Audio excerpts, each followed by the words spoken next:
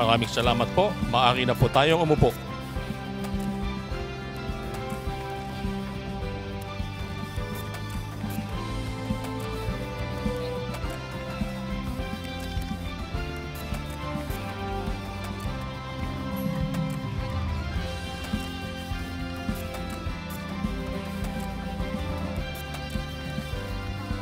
Maaari na po tayong umupo.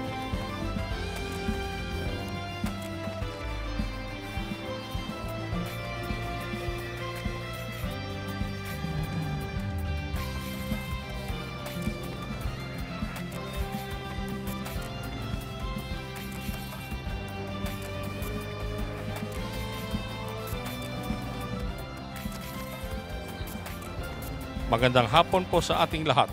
Sa araw na ito, mamamahagi po tayo ng tulong mula sa ating gobyerno para sa mga kababayan na nasalanta ng bagyong Marce.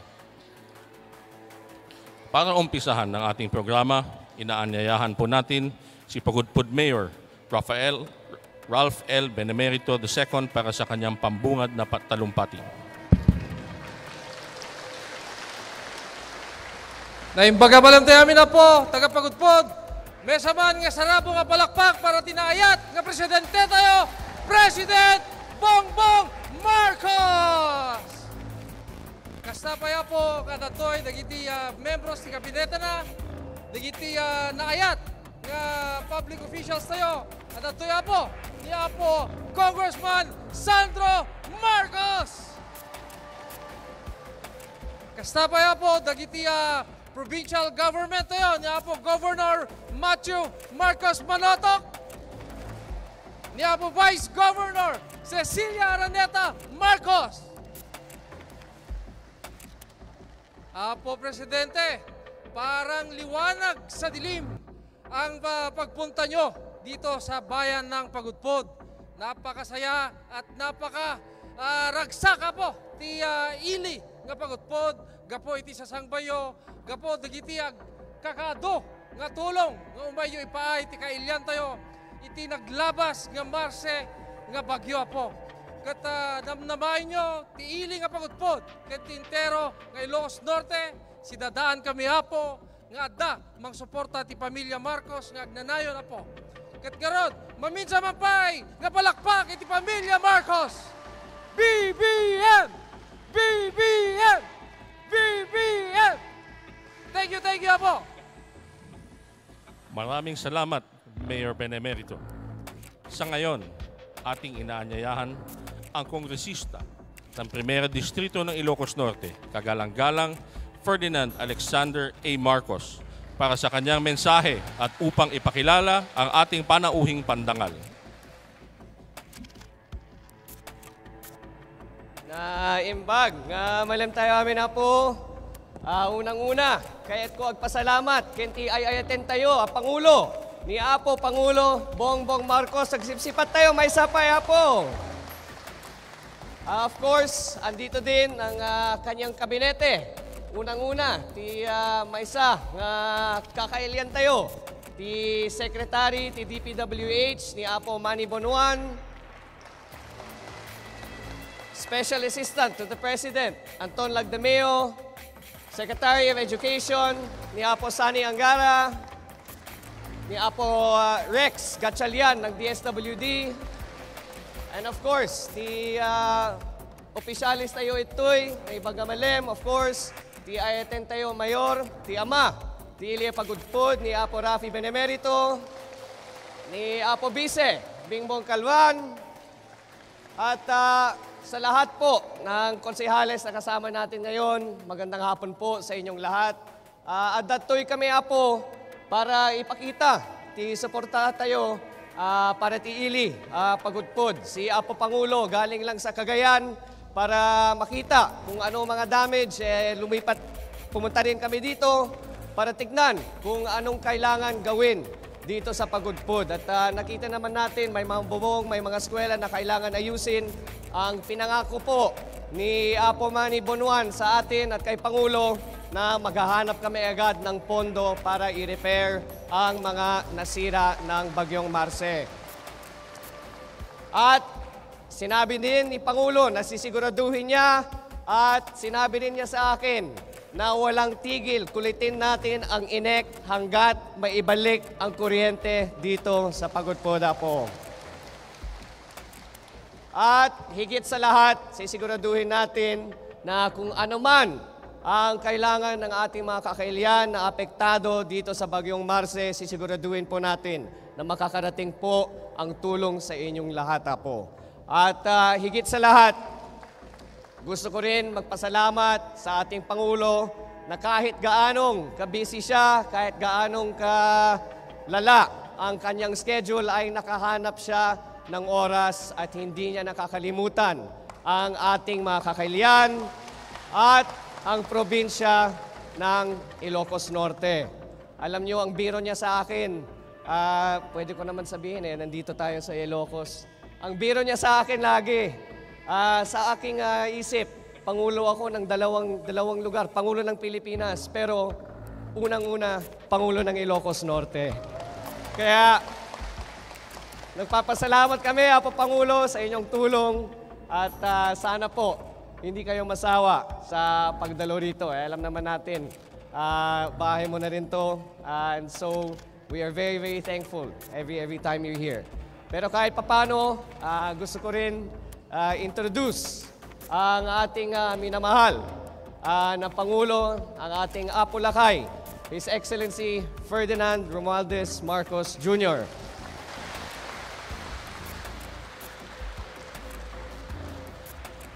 Just Nina, diputado tayo, Congressman ni Primera Distrito, Congressman Sandro Marcos. Agtugaw tayo. Hindi ko na po ipapakilala, babatiin ko lang Apong Mayores, nga Bukales, ken Apo Mayor Rafi Benemerito, Mati Ili ti Pagudpod, at ito'y ni... you did not introduce. Sinama ko na po. Nandito po, pinakilala na po ni Congressman Sandro yung ating mga cabinet member. At lagi kong minsan tinatanong po sa akin kung bakit nagdadala, bakit sila sumasama.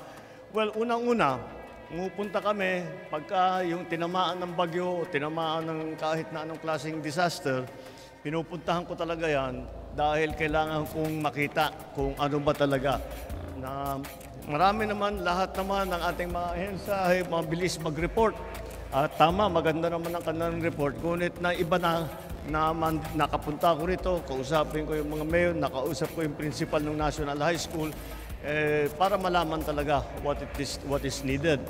Ngayon, sinasama ko ngayong ating mga cabinet secretary dahil ang aking pag-iisip ay sinasabi ko, ang ganitong klaseng problema hindi kayang masolusyonan ng isang department lamang. Kailangan magtulong-tulungan ang mga departamento. Kaya nandito po ang ating mga cabinet secretary sa DPWH, kailan tayo, ni Secretary Manny Bunuan, andyan ang Secretary Sani Angara, Secretary Rex Gatchalian, at sinama ko na rin at kumpleto talaga naman, pagka Ilocos Norte, iba itong mga anak ko, silang nag-volunteer, napupunta sila, kaya sinama ko na. Andyan si Congressman Sandro, itong pangalawa namin, si Simon Marcos. At yung aming bunso, itong pinakamalaki sa pamilya, pero bunso ito, si Vincent Marcos. Mabuti na at nakikita nila dahil kagaya ng aking nasabi, iba yung nakikita mo sa television, nababalitaan mo sa radyo, nababasa mo lang sa report, kundi kailangan malaman nila kung anong pinagdadaanan ng ating mga kababayan. Galing lang kami sa Bugay, sa Cagayan, at malakas din ang tama. At ang naging problema nitong bagyo nitong Marce, hindi gaano ang baha. Hindi gaano ang tubig. Ang problema yung malakas na hangin. Kaya mabuti naman, hindi tayo tinamaan kagaya ng sa Cagayan, sa Bugay, talagang napakaraming nasira. Pati mga hindi lamang mga infrastructure, kung hindi ang mga bahay na yung mga bubong ay linipad. Kaya dito parang ganun din, pero hindi kasing bigat nung aming nakita sa Cagayan. Kaya magpasalamat tayo. Ito po ay makikita ninyo yung aking sinasabi, hindi lamang isang departamento ang magbibigay, ang kailangan tumulong kapag meron tayong mga disaster na ganito. Kaya kung titignan po ninyo, itong bigas, galing po ito sa Department of Agriculture. Itong ating mga food pack, galing po ito sa DSWD. Meron pang mga seedling, galing naman yan sa DA. Yung nakikita ninyong puti, that's a sanitation kit, galing naman yan sa PCSO. Kaya pinagsasama-sama namin lahat ng may kakayahan na tumulong para sila ay tumulong. Isasama ko na rin doon, hindi lamang ang mga ahensya ng gobyerno, ngunit kailangan din natin magpasalamat at alalahanin ang mga kaibigan natin sa private sector. Kasi naman, kitang-kita mo ang ugali ng Pilipino.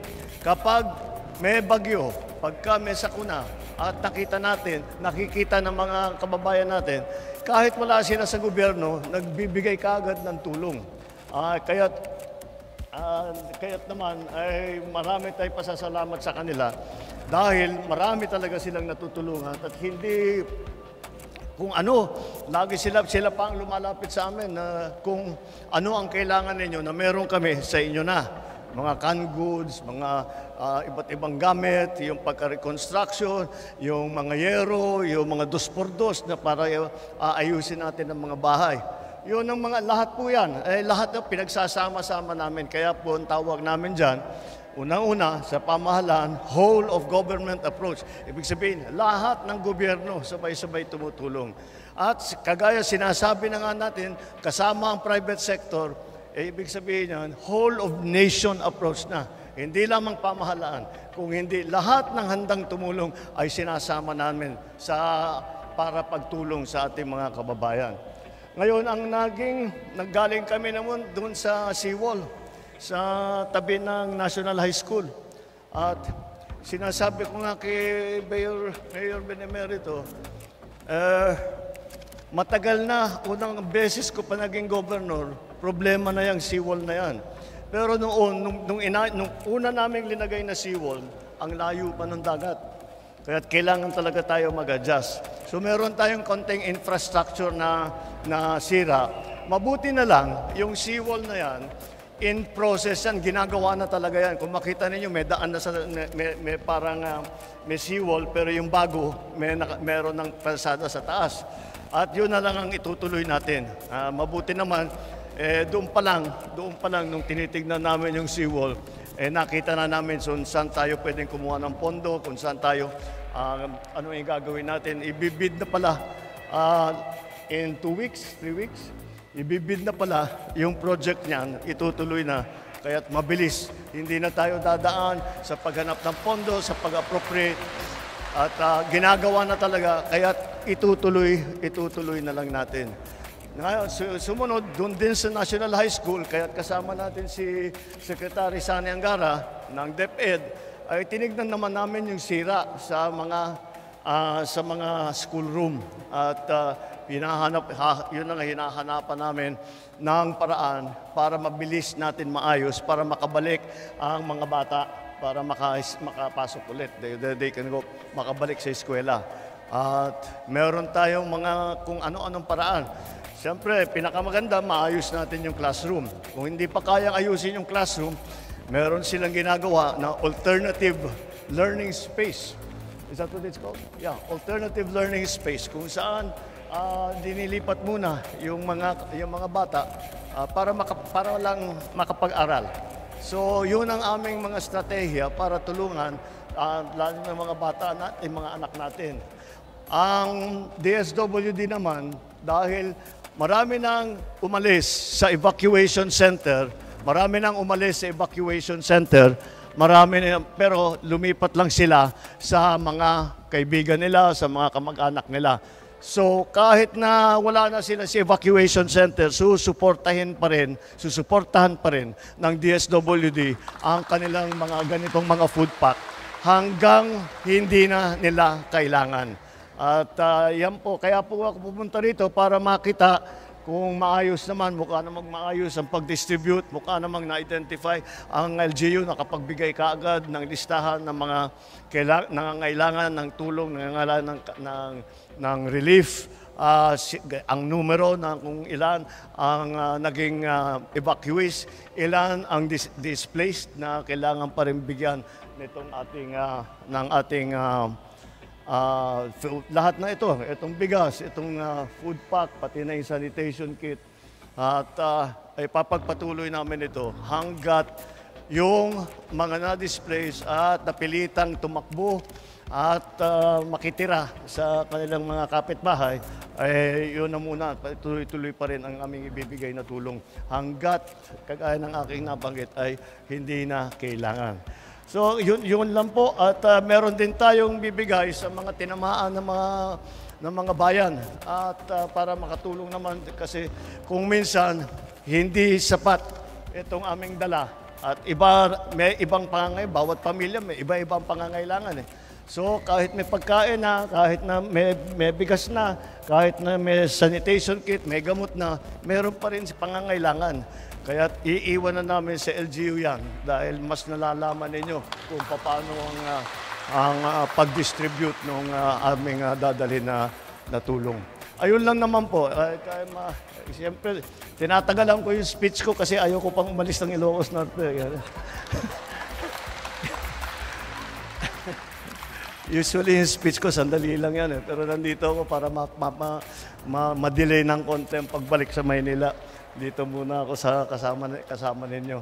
Anyway, andito lang po kami para tignan na maganda ang inyong ang pagbigay ng tulong.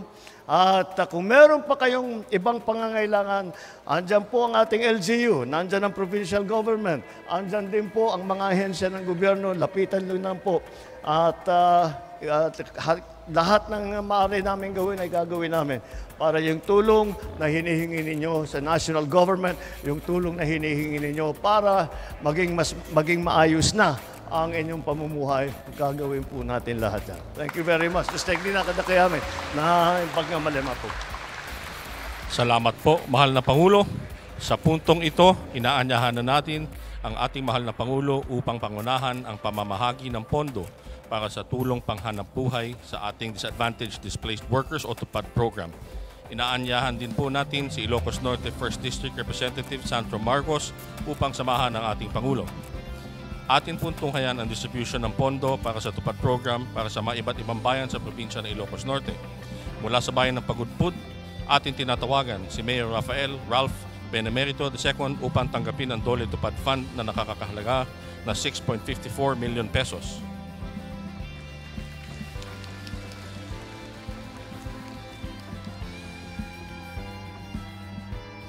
Mula sa bayan ng Pasukin, ating tinatawagan si Mayor Robert Aguinaldo upang tanggapin ang Dole TUPAD Fund na nagkakahalagang 3.21 million pesos.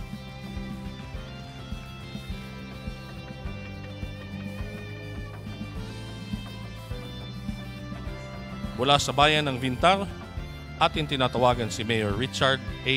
Degala upang tanggapin ang Dole TUPAD Fund na nakakahalaga na 3.21 million pesos.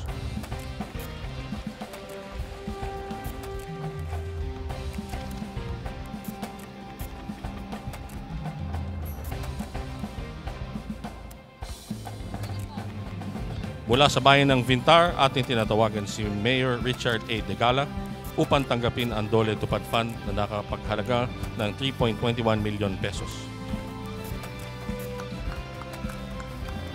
Mula sa bayan ng Bacala, ating tinatawagan si Vice Mayor Douglas Pilar upang tanggapin ang Dole TUPAD Fund na nagkakahalagang 3.21 million pesos.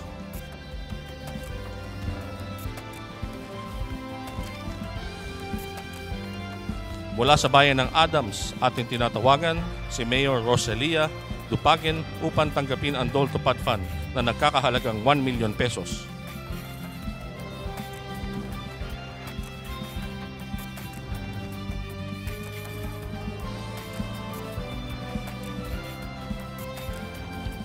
Mula sa bayan ng Banggi, ating tinatawagan si Mayor Fidel A. Simatu Jr.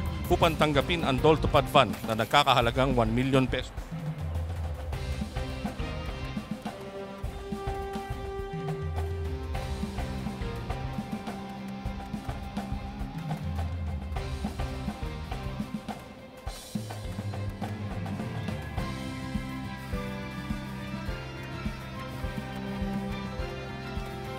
Mula sa bayan ng Banggi, ating tinatawagan si Mayor Fidel A. Simatu Jr. upang tanggapin ang Dole Tupad Fund na nagkakahalagang 1 million pesos.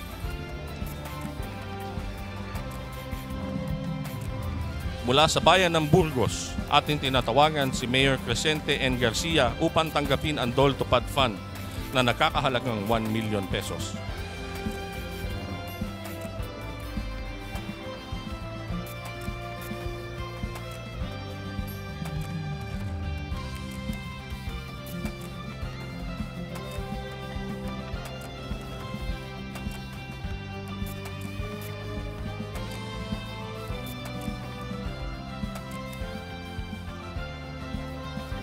Mula sa bayan ng Dumalneg, ating tinatawagan si Mayor Francisco R. Espiritu Jr. upang tanggapin ang Dole Tupad Fund na nagkakahalagang 847,440 pesos.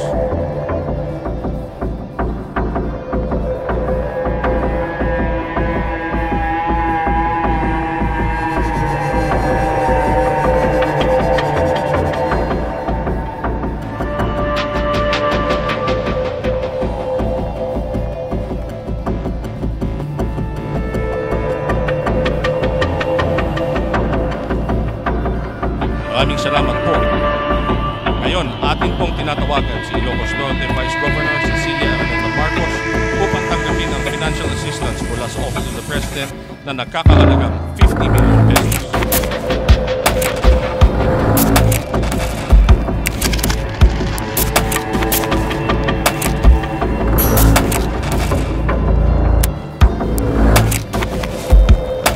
Maraming salamat po, mahal na Pangulo, sa tulong na inyong pinaabot para sa mga mamamayan ng Ilocos Norte.